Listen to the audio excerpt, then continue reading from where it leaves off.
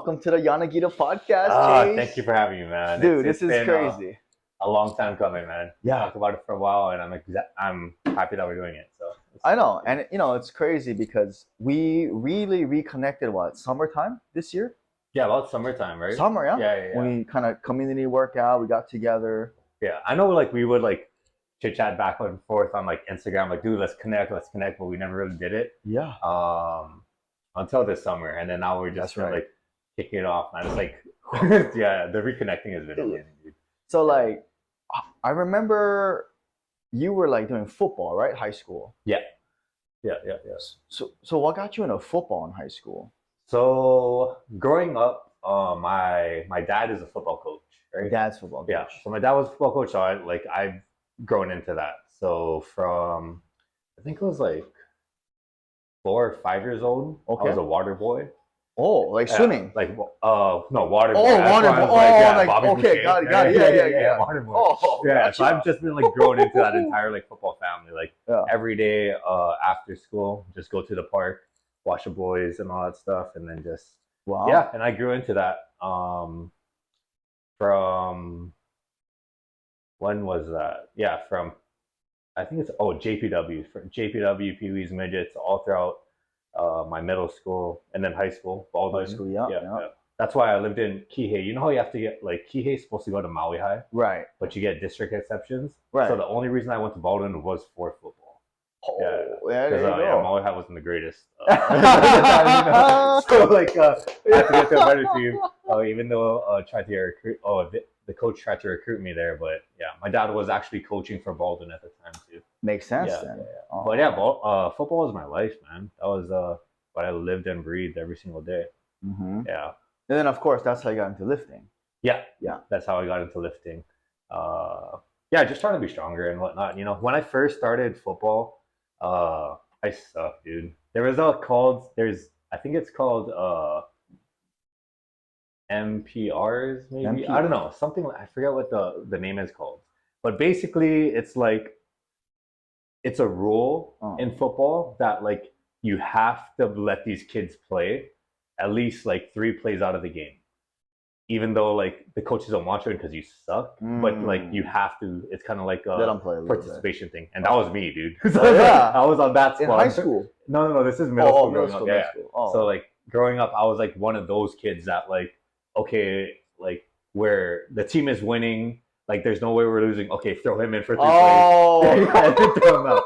Yeah. So growing up as that, you know, that lack of confidence that kind of builds you. That's what made me get into like lifting and all that stuff. Like, dude, I gotta get better, man. Like, I can't just be like the last pick every single time. So that's what got me into lifting and all that stuff. Honestly, yeah. Damn. So like after high school, then I remember seeing you. Bro, this is when like Instagram was just pictures, bro. Yeah. Yeah, it was just pictures, no videos. Reels, yet. no videos. Yeah. Wait, so you were lifting somewhere at 808 Gym over here? Was that 24? It was called it was in Kihei. The Gym Maui. Oh. The Gym Maui. That was the first gym. Oh, and 24s too. Yeah. 24 too. The old 24s. Yeah. Yeah. And that's when you got bodybuilding. So No. okay, so the transition that happened was I got into lifting because of football. Yeah. Like I said, I was really bad at football, and then I got better. And then lifting is what helped me because dude, I'm like 5'6" on a good day, you know. So there's like so height and like body is like not my strong suit. So the only thing I can increase is strength. Strength and speed. Jacked. Yeah, strength and speed. Because you're handsome already. I don't know, somewhat. Yeah. Like I started lifting in 8th grade. So, I had to get strong, and then I got blessed with, I don't know, I guess the genes to become stronger and whatnot. You know, like my bench was really good. My legs were very strong. But I built all of that. But like I said, yeah, like my body structure is freaking 5'6", and like there's nothing I can do about it. But the things that I can do is get stronger and faster. Yeah. So that's what made me like really dive into the gym and try to do and focus on that. But the transition I think we're talking about here is like how I went from football to bodybuilding. Yeah, stuff, right? yeah. So like I said, football was my whole entire life. My entire plan during high school was okay, go to college, play, and all that stuff. I got pretty good in football. I was always the team captain. First team all state. Charismatic that side, bro. You know, the leading by example, yeah. bro. Oh, shit. And then just from that building That's that perspective of when I first started football, I was one of those, you know, the last big people that, oh shoot, got to put Chace in because it's a rule. And then that's what built me to want to be, you know, the leader, all that stuff. So I got to that point.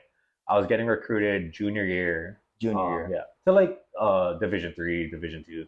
Yeah. Oh shit. Okay. Just my height, you know, there's nothing I can really do about it. But my senior year during spring ball, I tore my ACL. Oh shit. But it was I knew it was coming too because like that whole week before I tore it, like there was just something wrong with my body. Like I wasn't recovering. Like my hips were like super tight and super sore. I tried to get like massages out and everything, but I still couldn't like bend it and whatnot. So like I actually like this is the first time I actually just like didn't go to practice for like 2 days just to rest, right? Third day, still not feeling good. I was like, dude, like I cannot miss more practices. Like I'm just gonna go. So I just, you know, pop some Tylenol, pop some Advil. And I was like, okay, it's not too bad. Went to practice, spring ball, so like it wasn't even full contact. It was just helmet, shoulder pads, and that nothing else. First play of scrimmage, boom, I was playing running back at the time. Running back and linebacker, but I was running ball. I got the pitch to the right, boom, running full speed. I take a cut, boom. You just hear a pop. Yeah. And I mean, I didn't really hear it, but then like all the people that like were there, like, dude, I heard a pop. So anyways, I was on the ground. I was like, of course, on the ground and whatnot. And then I was just like, dude, I don't know, my knee is freaking sore and whatnot. But being me, and maybe because I was just like on so much Tylenol now too, I got up. I was like, I think I'm okay. But I tried to like walk on it and everything, and it would just give out and stuff. So like the trainer's like, you know what, just like rest today, just rest today. So yeah, the next day, boom, my knee started swelling up. I was like, damn, dude, I don't know what's going on. Boom, pop Advil, pop Tylenol. Like, okay, I think I can do it. But every 6 hours, because of all the medicine would wean off, it would just like get, you know, inflamed again and everything. So like I tried to play it off and cool, but I think what finally gave out was like when I was walking to class, my knee actually gave out and I like fell down the stairs and whatnot. So like I went to the health room, called my parents, and told them like, damn, I think we should get it checked. Or well, actually, my dad is the one who like is like, okay, you know what, we're gonna get it checked and whatnot. Took the MRI, and then the doctor called back and said like, dude, your ACL, MCL is all gone, dude. It's ripped, fully torn. So that kind of like put a damper into my football career, of course. The doctor gave me options. Was like, okay, you can try finish the season, which sucked because I already had like colleges lined up, right, with sponsorships, or not with sponsorships, but with like scholarships. So I made the decision to like, okay, I'm just gonna try and play this season without my ACL. So just cause like to get through the season and then get through I don't know what was going on in my head because I was like, okay, even after that, I'm gonna have to get surgery regardless. But I just didn't want to lose that scholarship, you know. Well, it kind of backfired on me because, you know, I had all this good film my junior year of playing good, and then the senior year, while I had my torn ACL and just wearing a brace, like my film sucked because like I wasn't at my full speed, wasn't at my full strength, so I lost it all, you know. So the coaches that were recruiting me hit them up, never called back, no emails back, and all that stuff. So I kind of lost it all. So that kind of put me in like a mental spiral and whatnot. So I finally ended up getting my surgery, and I mean, you know, football is everything for me the past 10 years, and I didn't have football anymore because I graduated, not going to college. I lost my scholarships, so I just dove into the gym, like because the gym was like something I could still do, you know. And then that's what was like it was of course rehab, but it was more so of my like like therapy sessions. I would just like stay in the gym like for hours, man. Like yeah, sit there, you know, mentally stuff, train, go up to the cardio or go up to like the stretch room, stand there for 30 minutes, train again. Like that was just like my safe space and whatnot. So I just fell in love with that gym in the gym, you know, just getting addicted to lifting every day, doing every day. Because I always had something to like look forward to and get better at as far as sports wise. So that's what I made the gym, you know, like I want to get stronger in this, get stronger in this, get stronger in this. Then I started seeing like changes in my body. And then people would come up to me like, dude, like, are you a bodybuilder and stuff? I was like, what is that? Like, I don't know what that is and whatnot. And then people just kept asking me like, dude, you should compete. You should compete. Or like, yeah, or just like, oh, do you remind me of this guy? And just show me like of like magazines of like bodybuilders and whatnot. So I was like, well, you know, I'll try to think about it. So my best friend's dad was actually a bodybuilder. And then my best friend was all like, dude, you should have hit up my dad. So I hit him up and he's all like, bro, you should compete. So I was like, okay, let's give it a try, you know. First, like I've never dieted my whole entire life. I was broke, you know, usual Maui boy. I was working at the airlines making like $9 an hour. So I lived off of McDonald's dollar menu when they had a dollar menu. Oh, man, they don't even have that anymore. Yeah, man. So my go-to was the side salad and the McChicken. Wow. Yeah, it was $1.04 each. So that meal was $2.08. Wow. I would just remove the bread from the McChicken, put the patty into the side salad. That was like my lunch and my dinner every single day. Wow. Yeah. Respect. That's freaking crazy, man. But yeah, so let's make it happen. Yeah, right there. exactly. Right? Yeah, you guys know what you got to do, right? This is the origin story, guys. So, so ended up hiring my friend's dad. Going through that whole entire contest prep, whatnot, following a diet and stuff, and then I just transferred my body like crazy. Yeah. There was things that kind of happened between that partnership and whatnot, but I won't get into that. Because there's like, I wouldn't say bad things, but like things that could have gone better, but also the things that didn't go better taught me a lot. Was this for bodybuilding? For bodybuilding and with my first coach, right? Oh. Yeah. So it's, like I said, things could have gone better, but I'm super grateful for the things that I went through in that partnership because it taught me a lot, you know? Especially now that I became a coach, like it showed me a lot of things that helped me a lot to grow in that aspect. And then I met up with another coach, Ariel Cuts. I'm sure a lot of people know him.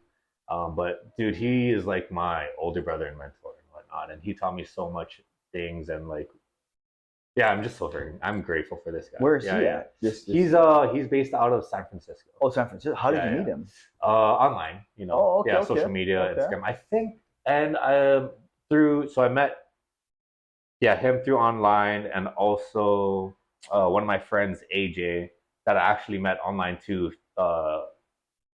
Ariel was coaching AJ also. I see.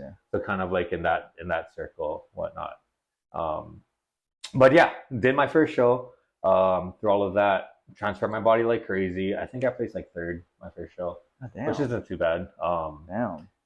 But so back then, this was like 2013. This is 10 years ago. Yeah. About a decade. 20 years old, young boy.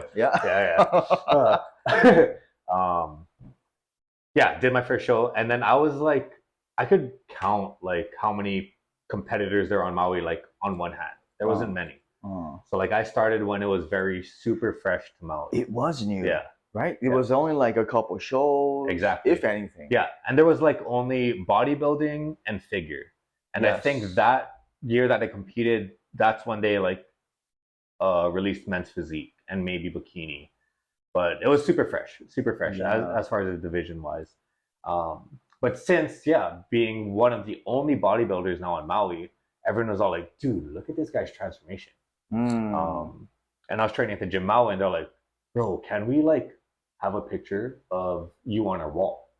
I was all like, hell yeah. That was always like one of my dreams, you know? Like, like you're going to ask like this 20-year-old bodybuilder to be on like the wall of the gym? Bet, dude. So like I put it on there. And then once that got on there, a lot of people at the gym were asking me like, bro, like, how do you look like that? How do you transform like that? I was like, oh, just, competing in transformation and just eating right, working out. I was like, can you teach me? Can you please teach me how? I was like, yeah, I mean, sure. So this was all, like friends and coworkers and family coming up to me, like, can you teach me how to like look like this? How do you get abs? How do you like lose weight and whatnot? Yeah, for sure.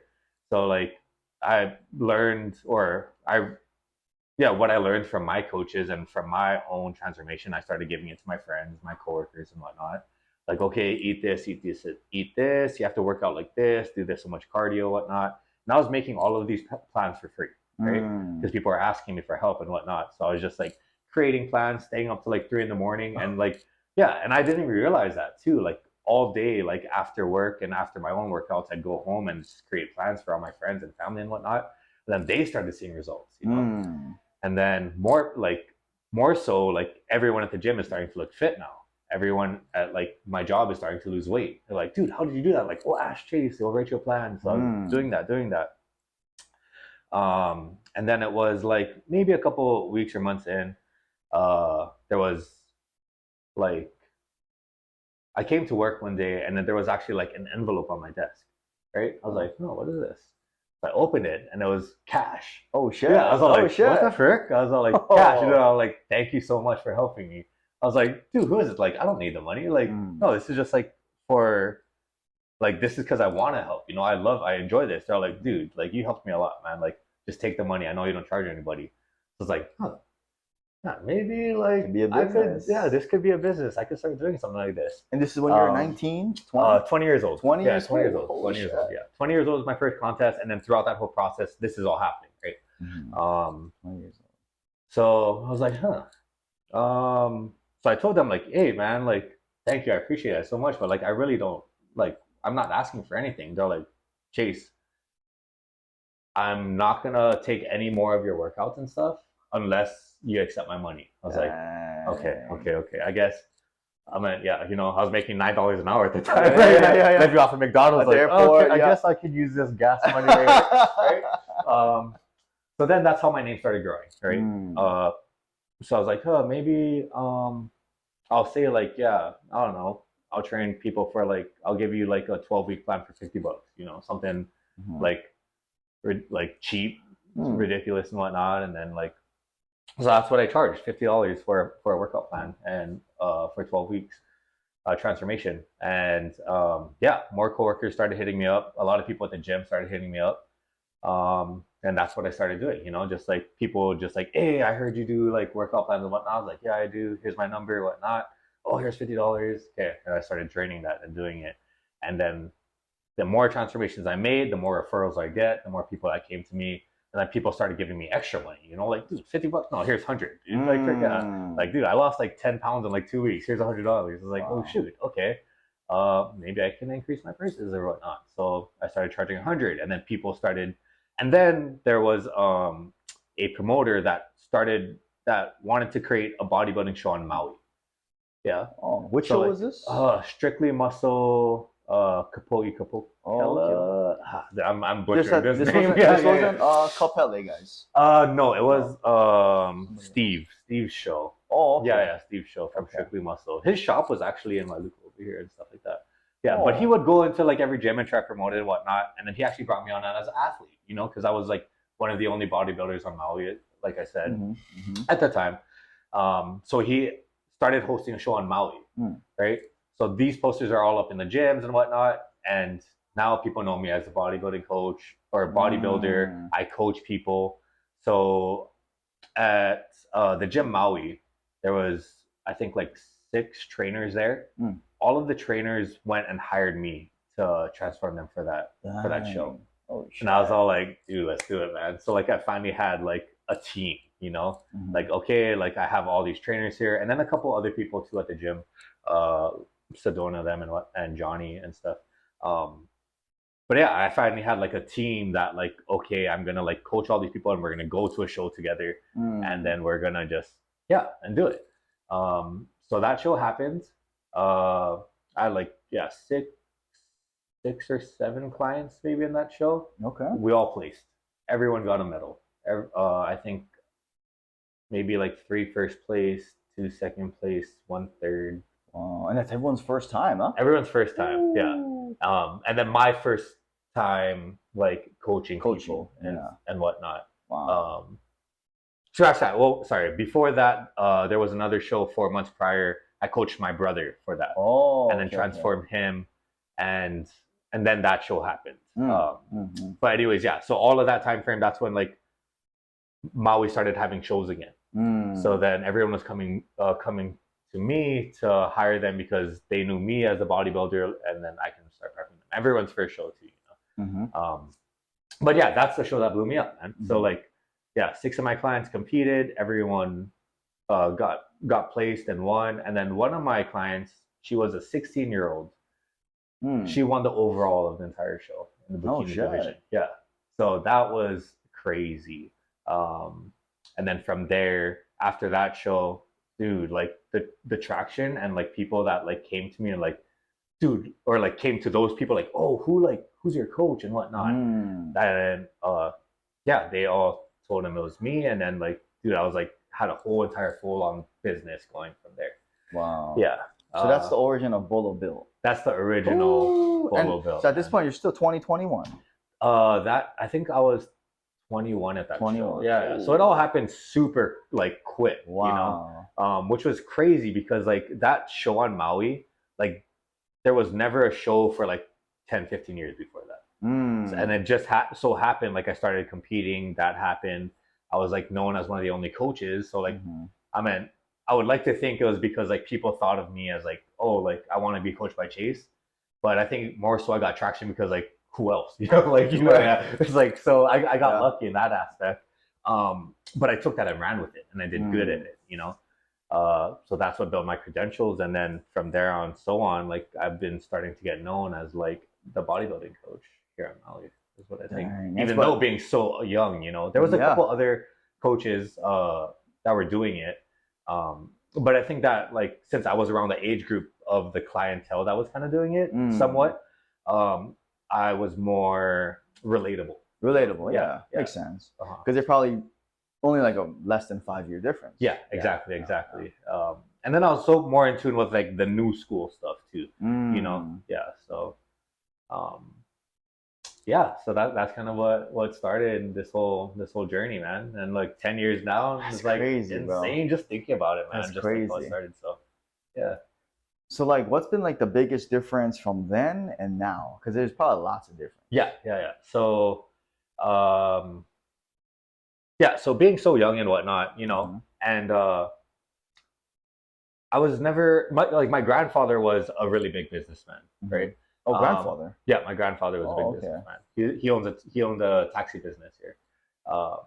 But other than that, I wasn't really around like business entrepreneur mindset, you know. I was growing into, you know, blue collar, hardworking, work your 9 to 5, make some overtime. That's how you make your money.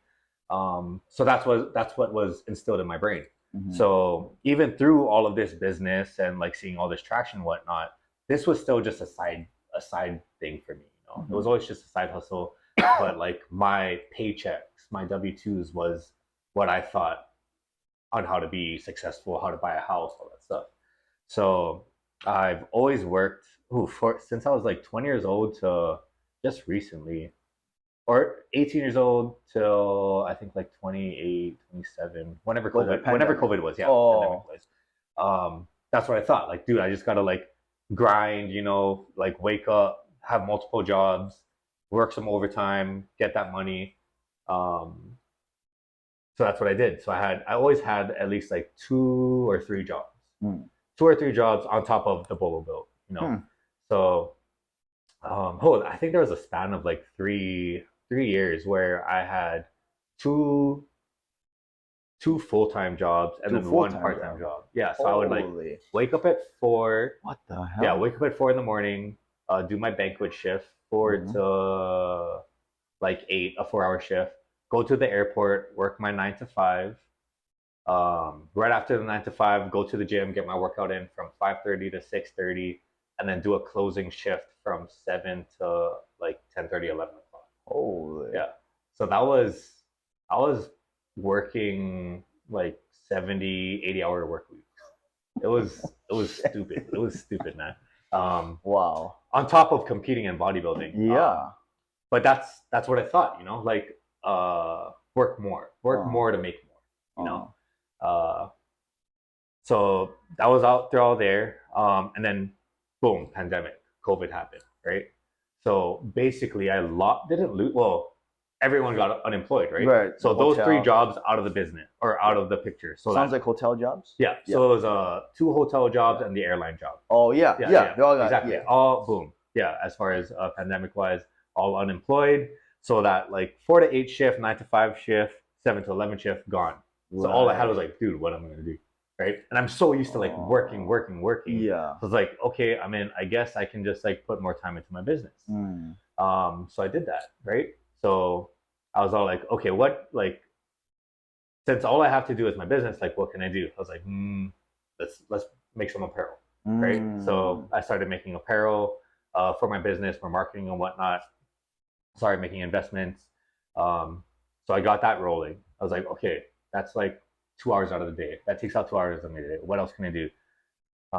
Since all the gyms are closed, like, dude, I might as well just like start training people in my garage. I have a garage, you know. So it's like all the equipment. Yeah, so all the equipment. So I started buying equipment, which was stupid during COVID. You went through that too, right? Oh my god, everything. I bought like 20-pound dumbbells for like $100.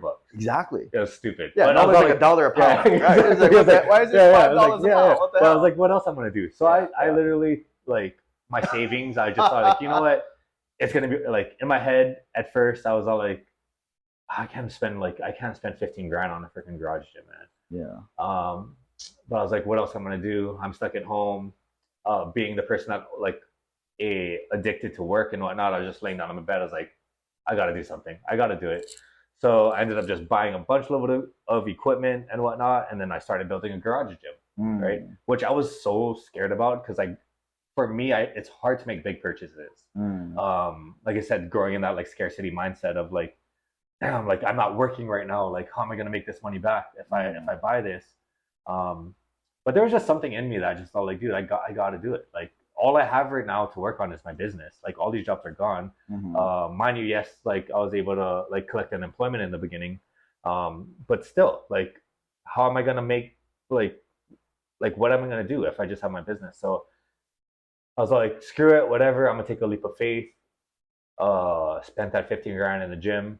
I was like, okay, like as long as I make this back within 2 years, like I'll be okay. I made it back in 4 months. Yeah, so like I was all like, huh, okay, this clicked too. Like, okay, I'm actually doing pretty good on this. Then I seen like, okay, like maybe if I just like put more time like trying to like market myself, you know, I never like throughout all these years, I never did like start posting, hey, if you're interested in coaching, message me, you know, on my Instagram. Everything was referrals. Like throughout that entire 6-7 years was all referral based on how I get my clientele. I never started marketing, so I was like, yeah, you know, maybe I'll try it out. You know, I'll let people know that I'm coaching people. I let people know that I have like a little garage gym. So I started doing that, and boom, dude, my business doubled, tripled. And then I started looking at like the revenue that was coming in. Like, dude, I'm actually like matching all of my 3 jobs with just my business now. So I kind of like grew up, and plus like I'm not working that 75 hours a week right now. Like I'm working maybe just like a regular full-time 40 hours a week job. So like half the work doing something that I love, making the same amount of money. Maybe we got something here, right? But I was still on like the edge, like, oh yeah, but like maybe it's just now because like people need a place to work out because of COVID, and like, you know, people are having all of this unemployment money to spend on me now, so like they're just putting aside money to pay for me. Maybe all of this is gonna go away once I you know, once everyone gets back into their jobs and whatnot. So and this was 2 years ago, yeah. This was during COVID, yeah. Well, whenever this was, maybe what was that, 2019? 3 years? It was 4 years now, maybe. 2020. Oh, yeah. 2020. Okay, crazy, yeah. Ooh, that's crazy. 3 years. That's fast, but long ago. Yeah. 3 years. So I still was on the fence of like, okay, yeah, like once my jobs go back, like okay, I'll still try to put time on Bolo Built, and I'll still probably work my jobs. Maybe I'll quit one, whatever. Um, so yeah, so things started ending as far as the pandemic. People started getting their jobs back, getting all the shots or whatnot, requirements to get back to work. So I still kept my jobs. I did let go of one of the part time, that 4 to 9 one. Oh, right. So I was like, okay, yeah. I'm pretty like Bola Boat is still good, but I'm not ready to just fully submerge into it right yet, right? Um, so yeah, went back to work. Still did Bolo Bill. I was like, okay, I'll get back to work at the hotel because Bolo Bill's gonna drop down. Bolo Bill never did drop down. Like it stayed there, right? It stayed at that revenue. But I was still working, so like I made that revenue. And then I was like, okay, like I like COVID has ended. People are going back to work. Bullabit is still making the same revenue as it was during COVID. So like my scare of people dropping off because of like unemployment is stopping isn't really so true, you know. So I still did my full time job. Bullabit revenue was going up. I saw my bank account like skyrocket, and then this was the first year I ever made my 6 figures. So you know, 6 figures in that sense, as far as both my business and my job. 6 figures in my bank account net, right? Saved. But I was like still scared as far as like leaving my business go. But as far as so on, like the business was still growing. But I was still stuck at work all the time. So like now, like I left this job because I was tired of working my 75, 80-hour work week. So I reduced it down to 60 hours now.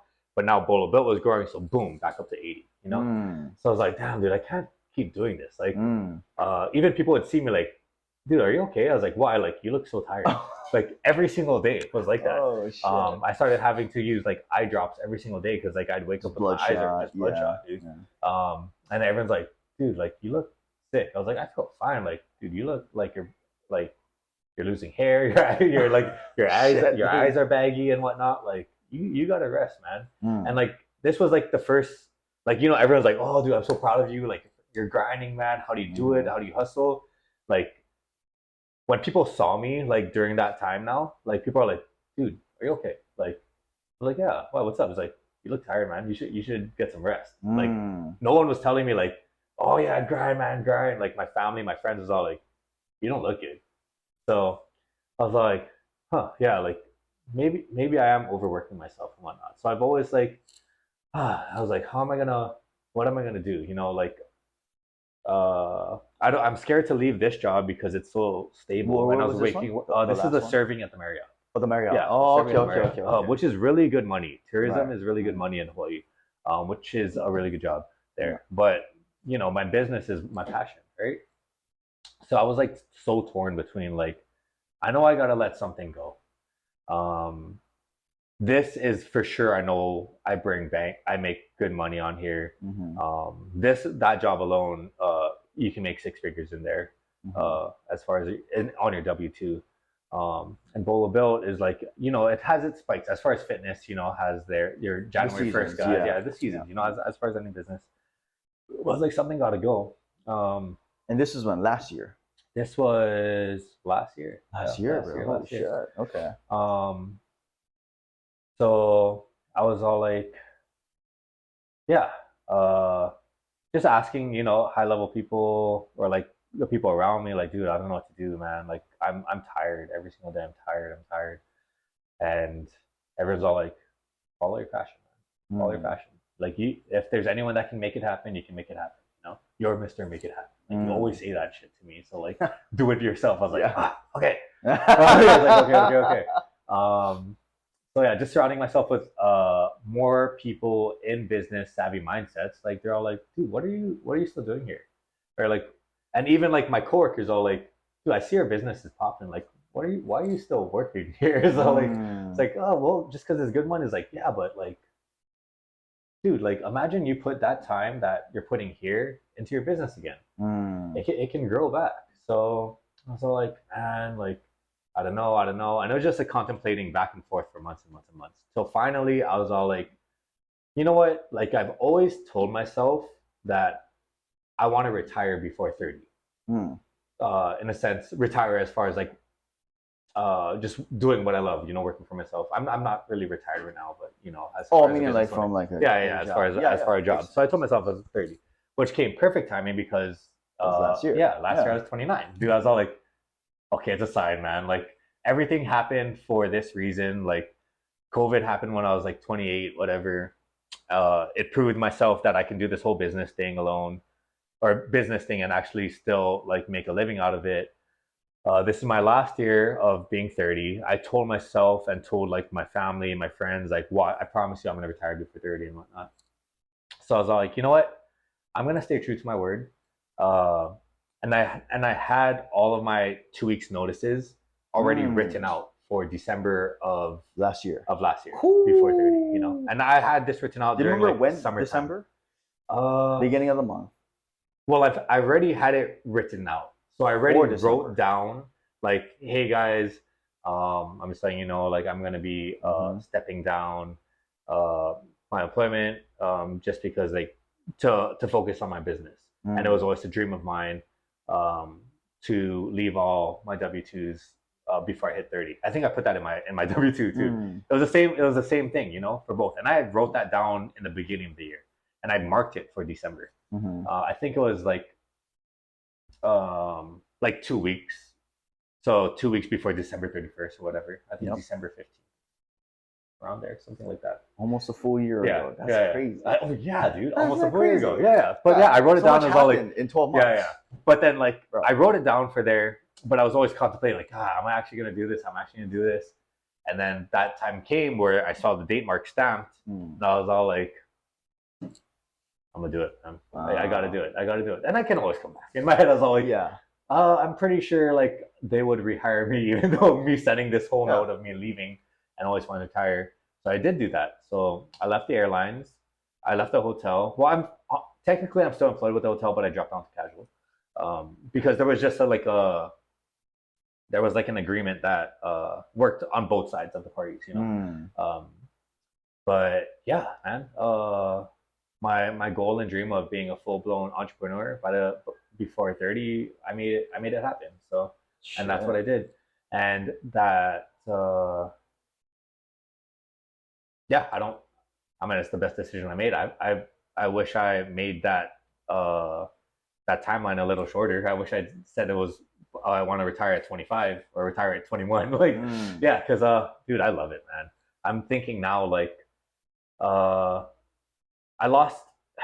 missed out on a lot these last 10 years, these last 10 years of working so much, working those 80-hour weeks of those 3 jobs, doing the business, so in tune with like, I'm going to make 6 figures. I'm going to make 6 figures. I'm going to make 6 figures. I'm going to do whatever it takes to make it happen. And it took working all those jobs and the business and whatnot.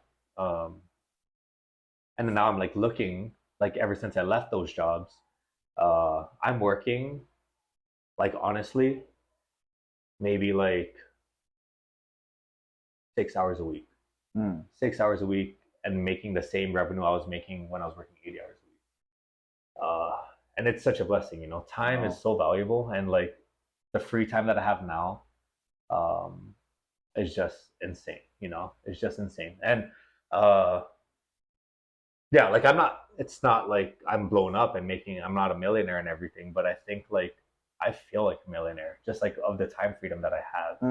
But I do want to say this though, I would have never been in this position that I am now to be able to work these like 5-hour weeks, 6-hour weeks if I didn't spend those 10 years of working those 80-hour weeks. The foundation. Yeah, the foundation. Yeah. So like, I know a lot of people that are going to hear this like, oh, frankly, okay, I'm going to quit my job, dude. If I can work 6 hours a week and make this money, like I'm doing it. Like, no, like I had to do that to get to where I am now. Yeah. Like there was no other way.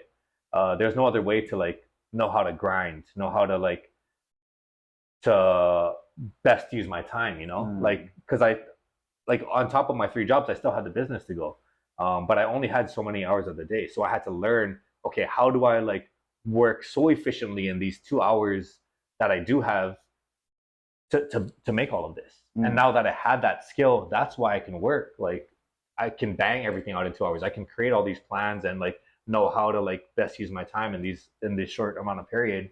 And that's why I only work so little bit, because like I've built that skill to have a 4 hour job, do it in 30 minutes now. Yeah. Um, so I'm at that point now, where I'm all like, okay, like I have a lot of time freedom. I had that 80-hour work weeks. I was able to condense that, as far as working to income ratio and to 6 hours. And now I'm like, okay, now I have so much free time. How do I scale and like multiply that revenue now that I'm worth more money per hour. Like, yeah. So like now I only work 6. Like, how do I work 40 hours and have my hourly pay the same? So I think that's where I'm at right now in my business. That's why I'm like connecting with people that's actually doing it, like you know, and a bunch of other people that I can say are my friends and mentors. That's doing what I want to do and scale the business to numbers that I wouldn't even think possible before. For me, like once I made 6 figures, I was like, dude, I made it. I freaking made it, dude. I made it. But that's just that mindset, on Maui, and like just being like surrounded by blue collar workers. Yeah, because when we grew up, we probably thought, or at least I did. I was like, man, only doctors, lawyers, exactly, and like, right? And then I'm a freaking 1.9 GPA. Yeah. People are like, oh, you were one of the dumb Asian kids, huh? right. Yeah. Working as a minimum wage. So I feel that. Yeah, and it's crazy, because that's just the mindset a lot of people grow up into when they're in school, which isn't a bad thing, dude. Like, that's an amazing career and stuff. But there's if you love it, if you love it, right? Yeah. So like, I'll never dock on people who like have a passion to go into these things, Yep. If my passion was to be a doctor, which it was in the beginning, or it wasn't so much a passion. It was a money tied to it, It wasn't like, oh, I want to be a doctor. I was like, no, it's not I want to be a doctor. I want to make the money that a doctor makes. So that's why I want to be a doctor. But yeah, since going into the business thing, like, and all the fitness and entrepreneur stuff, like, no, this is what I want to be, right? It's a passion thing. So like, follow your passion and just be the freaking best that you are in your passion, right? And that's where our entrepreneur is, right? They're like, we want to be the top of our game, right? So, no, that's exciting because when people say like, oh, passion, because people might listen. I remember first hearing that, I was like, I'm not excited. I'm not passionate about anything. Like when you're in that kind of lull. Yeah. And somebody told me, what makes you excited? And I was like, oh, well, this and this. And they're like, that's your passion. Yeah. And I was like, oh, what gets you excited to like wake up out of bed? And when you think about it, it's like, oh, that makes sense. Yeah. No, that's why I agree about that. The passion, excited. Yeah. And it's a blessing, like, it took so long to realize, like, to just dive into my passion and whatnot.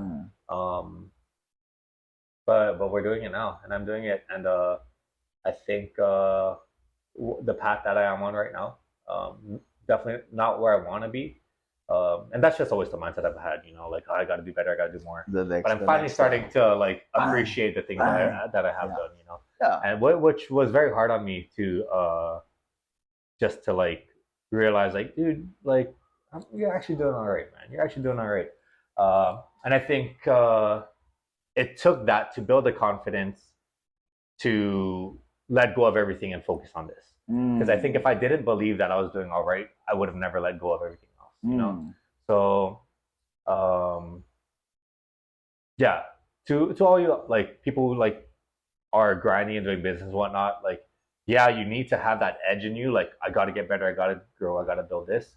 But you also have to, celebrate your accomplishments, because if you don't appreciate yourself, you will never like believe fully in yourself, that your capabilities of doing it. You're always going to second guess yourself. But once you have that confidence in yourself, that's when you can start scaling and growing, because you know that like once you take like these leaps of faith of like investing into your business or putting time in your business or putting yourself out there to promote your business, like if once you start believing that it's like it works and it's true and it's gonna happen, that's when it catches, that's when it grows, you know.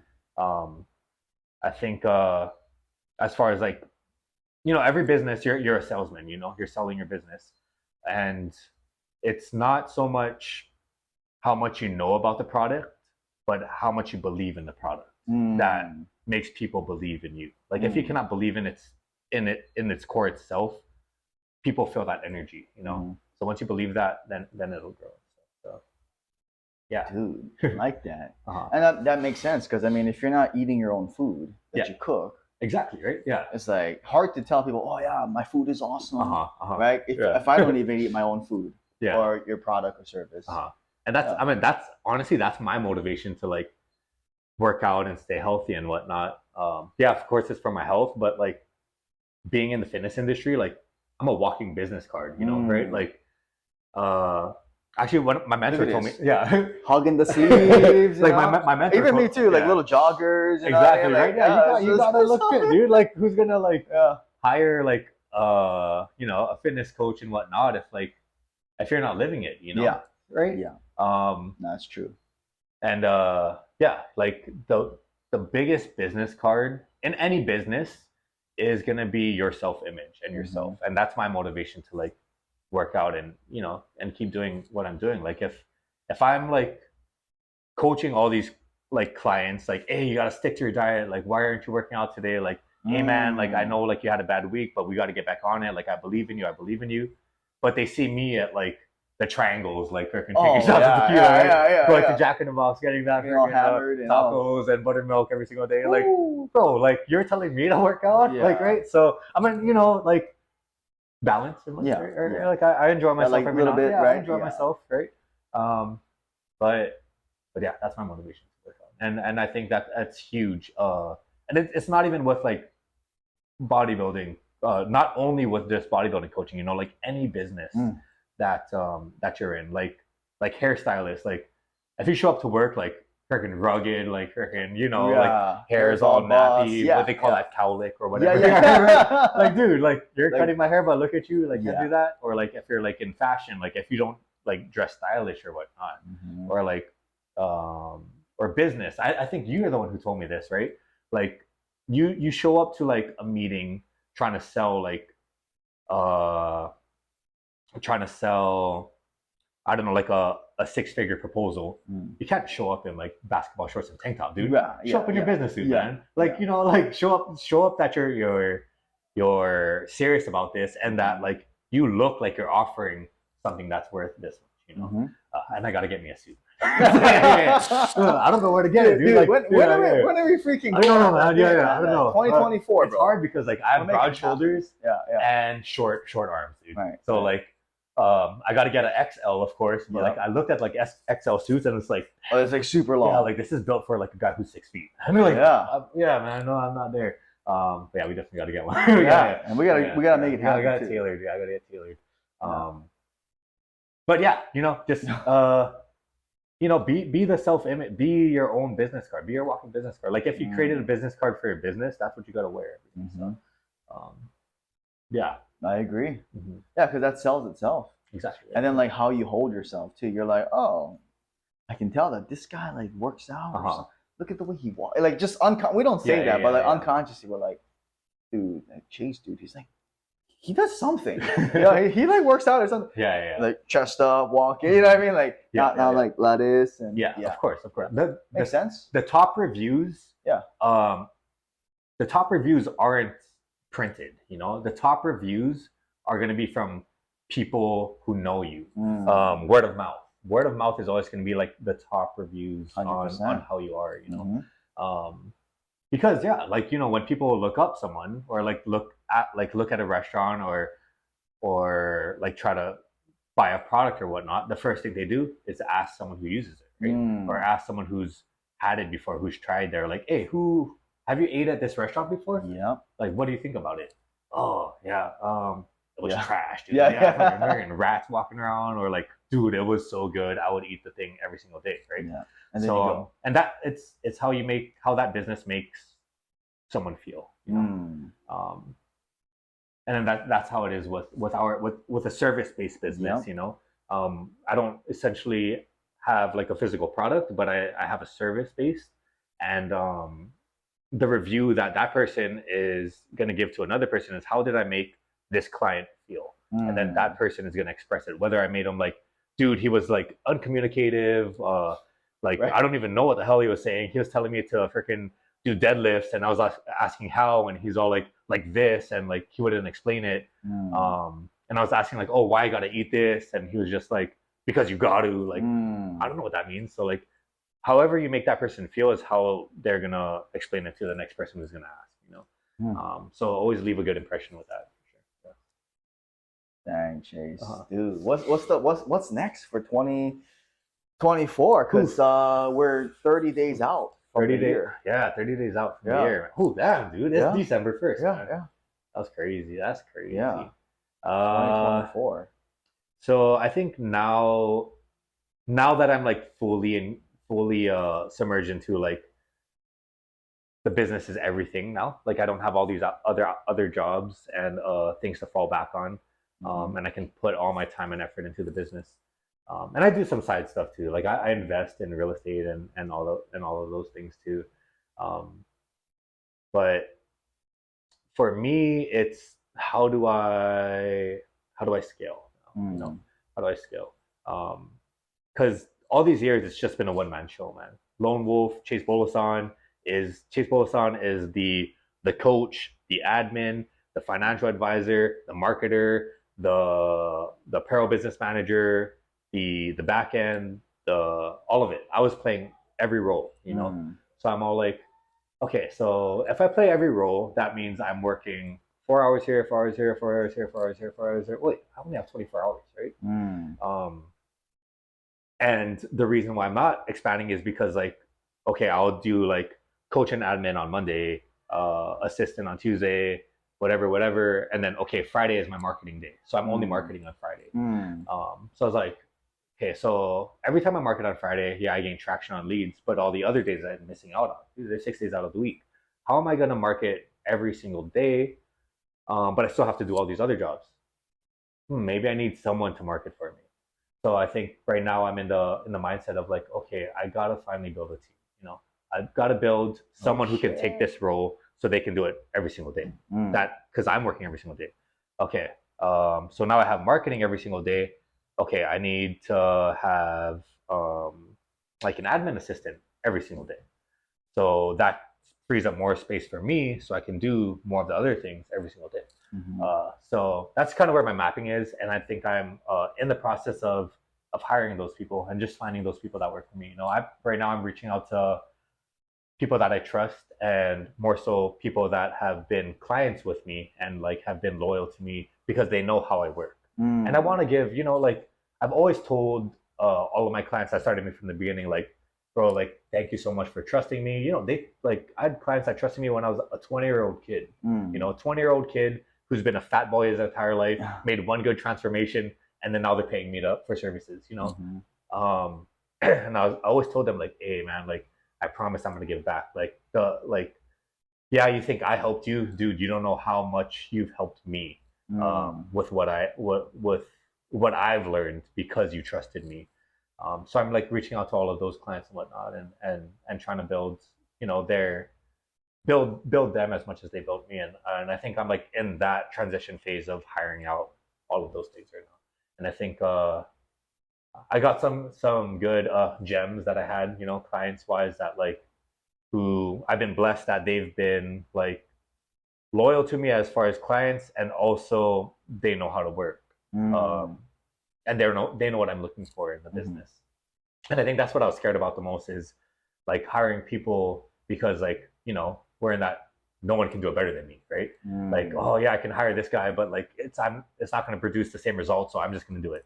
And I think just like having that trust, you know, and like listening to like a bunch of like entrepreneurs and books. Oh man, I dive into so much, dude, right now. What's the last One or two books? I've Hormozy Nation, right? Oh, okay. So okay. And The Power of One More by Ed Milet. Oh, Ed. Yeah.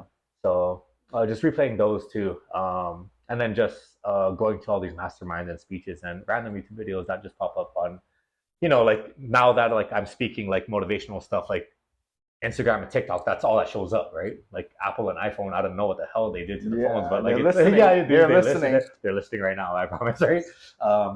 Those have been popping up on my feed a lot, but dude, every entrepreneur goes into the same that scare, like no one can do it better than we can. But everyone says like, as long as you have to be okay with people only meeting 80% of your expectations. Because if you try to only go for that 100%, you're always going to be nitpicking in it, and you're always going to be like, the reason why you're hiring someone is because for them to like let go of the time that you're spending on it. If you're only gonna be okay with 100%, you're never gonna let go of that time. Like, you're gonna hire someone, but you're still gonna spend time on like nitpicking on them, right? So you have to, have faith and trust, man. And just like with anything, like there's risk involved, and you have to be okay with failing. Smart wise, like, I mean, I'm not saying go hire someone stupid and just go for it, bro. Yeah. We said 80%, okay? Yeah, so, yeah. But yeah, you have to give that trust and just see how it goes, and like, at least you're giving it a shot, and better than like never giving it a shot and you're never releasing your time. So I'm at that point right now, just like hiring people, building that team, and just connecting. I think the biggest thing is connecting with people who are either doing what I want to do or in the same path as what I want to do, and which is why we connected so hard, man, right now, which was why when we like met up this summer, and like, it's like, oh dude, like a long time, like how you been? Yeah. And then it's just been like, boom, like texting each other every day. 10X, yeah. Like when you were in Japan or no, Thailand.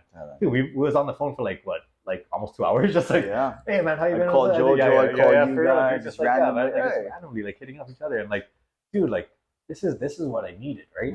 So like, it's not like I'm like conversating with friends that usually like, take like it easy, bro. I know, hey man, relax, bro. Exactly, like you're training too much. Yeah, like when we get off the phone and like we get off our meetings, I'm all like, boom, making calls, let's call my somebody. story, like, dude, like buying this. This is like like I'll come in just like casually, like, hey, Justin, how you doing, man? What's up? Talk your story. 30 minutes later, I'm like going back into my car and like ready to buy a house, ready to buy buildings, dude. Like, okay, like how am I gonna freaking get this $100,000 to buy this debt? Like right now, I was like, dude, it's I love it, and that's the that's the type of like surroundings that you gotta have. You gotta have it, dude. Yeah. And that's the only way. That's the only way to grow, and that's the only way how I've been growing and like wanting to grow that aspect. Like I could have been like super happy with what I'm doing right now. Like, dude, I work 6 hours a week, I make 6 figures, like I'm good. But like that's not. Because you gotta write your book next. Yeah, and the book, dude. You said what you wrote it down. Make it happen. Make it happen. Yeah, make it happen, dude. We're gonna write that. Dude. Make it happen. Make it happen. I'm in the process, man. I'm in the process right now. Yeah. Dude, when are we going on our trip, dog? And make that happen, dude. bro. When are we gonna make that happen? I know. I'm excited for that, man. No, we're definitely going. We're kicking off the next year, dude. 2024, bro. 2024, man. Dude, and that's just gonna be first of many, man. Yeah, first of many, dude. And dude, like, I'm so excited for like the things that I gotta talk to you off camera about some stuff. I know, yeah, for sure. Yeah, for sure. So, but this is exciting. You'll write your book, 2024, right? Next 2024, year. Man. That's the year, man. Make it happen, because that'll help just everything. Yeah. I know, like, dude, I love giving this as my business card, dude. Like I remember what you told me, like, which was so badass, dude. Like, you're all like, what, you were sitting in there's a story about like you're sitting in like first class or something like that. Yeah, I was coming home. Yeah, coming home first class, and then like there was another guy, I guess he owned the business or whatnot, like introduced himself to you. Yeah. Like, hey, my name is so and so. Like, here's my business card. If you want to reach out and whatnot. Like, hey man, here my name is Justin. Here's my book. He's like, oh shit. Like, okay, like I have a little paper. Like, here's my book. Here, dude, on me, man, we knew about it. Like, dude, if someone came up to me and like, you know, I'm exchanging like, oh, here's my number, take it down, dude, hit me up anytime. Okay, bro, here's my book. Like, yeah, dude, that's so powerful. Yeah, I've done that with lots of people. Yeah, like anytime, you know, you're at the airport or, you know, somewhere different or a different shop. Yeah. I always carry books in my truck or my suitcase because you never know. And I'll just write my phone number in the book. I'll be like, hey, bro, just, you know, it'd mean a lot. Wait, okay, let me pay you. No. Just leave a review. If you like it, leave a review. Here's my number. I love it. And then sometimes I'll buy like 20 books. Yeah. And I'm like, oh. Or even if they don't, they leave a review on Amazon or spread the word. Hey, man, you got to check out this guy. Yeah. So it really is a good business card too. I love it. Yeah, I love it. And like you said, man, like, you know, business cards nowadays, like, yeah, some people keep it, but like mostly you just like find in your pocket later. How many business cards do you keep? Yeah. Honestly, out of the 100 you got, right. You see, but you know what I mean? Like, exactly. I think anybody, it's a piece of paper, right? It's like saying how many people do you know keep like coupons? Not really. Yeah. So, but this, people don't throw away books. Exactly. They'll keep it on the shelf somewhere, but they don't Yeah. trash. Exactly. And now, like you said, free marketing, dude. This now that the book is like at their house, everyone who comes to their house, like, what is this? Fighting fitness. Let me see. And it's like opposite effect now because internet's so strong, people actually appreciate handwritten letters more than an email. Exactly. Right? People appreciate a book more than an ebook. Yeah. And like now it's like a reverse. Yeah. So just that. Plus it just helps to like branding yourself too. Exactly. Make it happen. Dude, Chase, I'm excited. Last question, bro. Like, man. What does fighting sickness with fitness mean to you? When you see that, you're like, what pops to your head? Ooh, dude. And I think when people think of fitness, I think a lot of people just think of like physical, right? Fitness for me is everything. I think you even have it on here, right? Yeah. See, like mind, body, and spirit. Inside. And like, as far as sickness too, you know, people think it's just like, you know, fever, whatnot. No, sickness is how you feel, physically, how you feel mentally, how you feel spiritually, how you feel emotionally, and then, you know, fighting all of those emotions with fitness as far as like getting healthier, getting more confident, getting more motivational, using all of those tools to fight all of the sickness stuff, you know. And I think this is such a powerful quote. To know that like all of like sickness as far as like actual sickness, but like depression and being not confident and unmotivated, like all of this can be helped through fitness.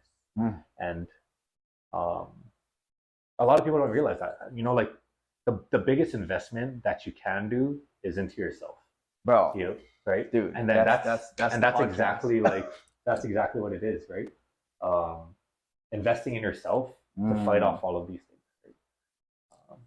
Right? And when I read that, man, it's such an awesome quote. Speaking my language, bro. That thing, man. Yeah, dude. Come over the table and hug you, bro. Like, take care of yourself first, and everything else as far as relationships,